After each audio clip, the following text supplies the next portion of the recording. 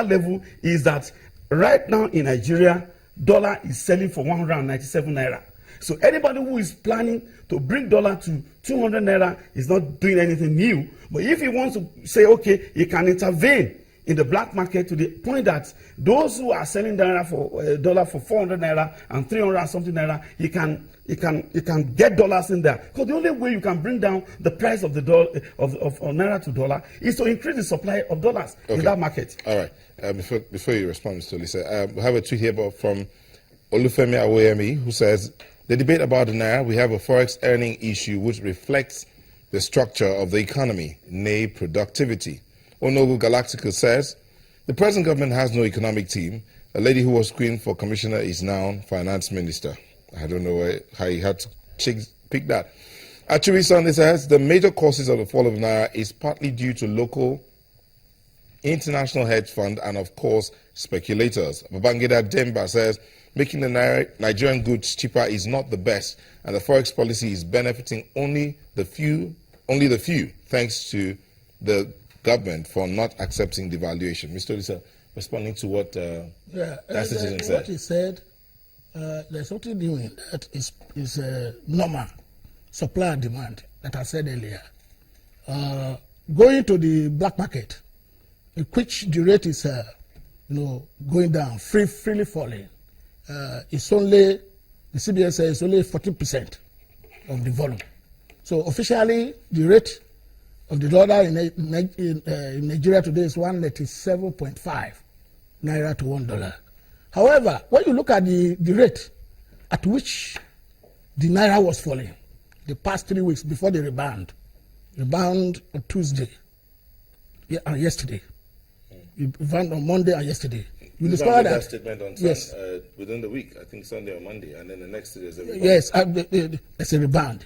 Now, what is really responsible for the free fall are two major reasons.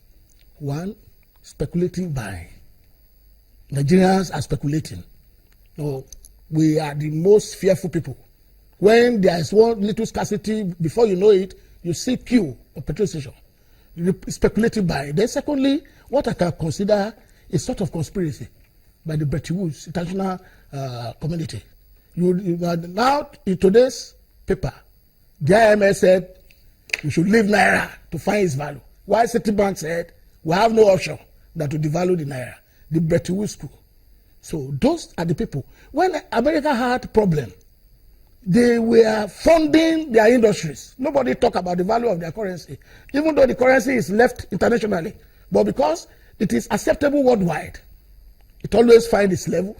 But in developing countries, particularly a country like Nigeria, when you see the World Bank, the IMF, the Citibank, they will always have their own interests. The pressure of both sides caused the free fall and the speculative buying by Nigerians. Particularly the Bureau de Change are no more getting supply for CBN because the federal government said most of the officials in CBN own the Bureau de Change. So they will allocate to their Bureau de Change. So they now banned supply of dollars to Bureau de Change. All those combining factors caused the free fall. However, with the move by the federal government, the president traveled to Saudi Arabia, Qatar, and UAE to talk about how they can stabilize the oil price. That move alone, plus the statement of CBN that it's only 14%, that the official rate is still this, there's a rebound. And I believe that the rebound will continue. It will continue in the next few weeks. Now, coming to what I said earlier, the structure of the Nigerian economy is very, very key. We cannot underestimate the structure of your economy in the determination of your currency value. It is very key. In the past governments, there has been no concerted effort to adequately adjust our economy and fund it with the petrodollars we got in the past. We were importing virtually everything, even toothpick, even earbug. Everything was coming in. We Nigerians ourselves, our consumption pattern is import dependent, heavily import dependent. So when there is pressure from external factor that the Naira should be devalued, don't forget the Naira was devalued in November 2014 from 155 to 168. It was further devalued in November 2015 to 197.5. So that pressure is there to devalue now, so that our economy will be in shambles. Our import-dependent economy, we are not exporting. We have not even started restructuring. You will see most people, they'll be talking like, it's oil dependent, we should restructure. Every successive government will be talking about that, but the action was not taken. A lot of Nigerians are unemployed. There is no passive fund to be drawn upon, in which people can add to production, can produce locally. This morning I was watching a TV program, not your station. There was a woman who made shoes, bags from local materials, even from crocodile skins. If you see how beautiful, the products are exportable. These are the type of things we should be looking inward to restructure the economy. Don't forget too that we have Nigerians all over the world offering services.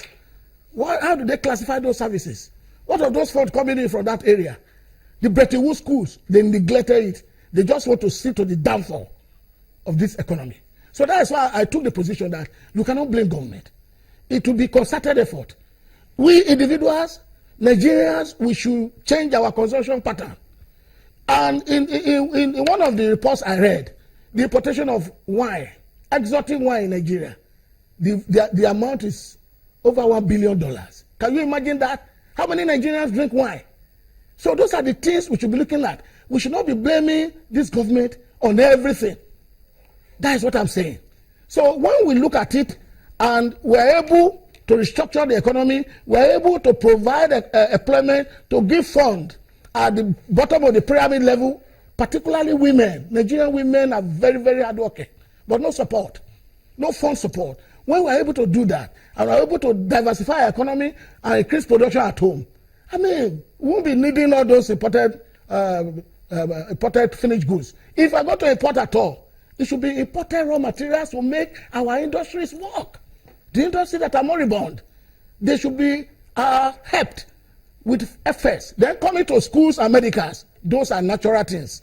In schools, the government have to sit down, analyze which courses are not available in Nigeria, specialized courses, in which we continue to need expatriate. For instance, we have to train pilots. We don't have enough pilot schools in Nigeria.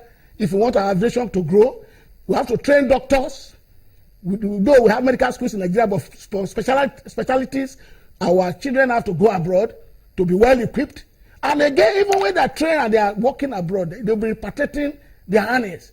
That is another way. Services. When you look at services, it's a good contributor of foreign exchange. Okay. So that is my position. All right, Mr. Gunle. 197 official markets between 247 and 385. 247 now because of the rebound in the black market, and 385. Now, some people are talking about redesign or devalue. Redesign or devalue. Which way to go? You talked about managers of the economy, not looking at diversifying all for way back towards from independence days up till now. So, which way should we look at? Devalue, redesign? Yes, I am out for redesign. If you want to be that clean in your description. But what I mean by that is, to say that right now, 81% of this economy is GDP.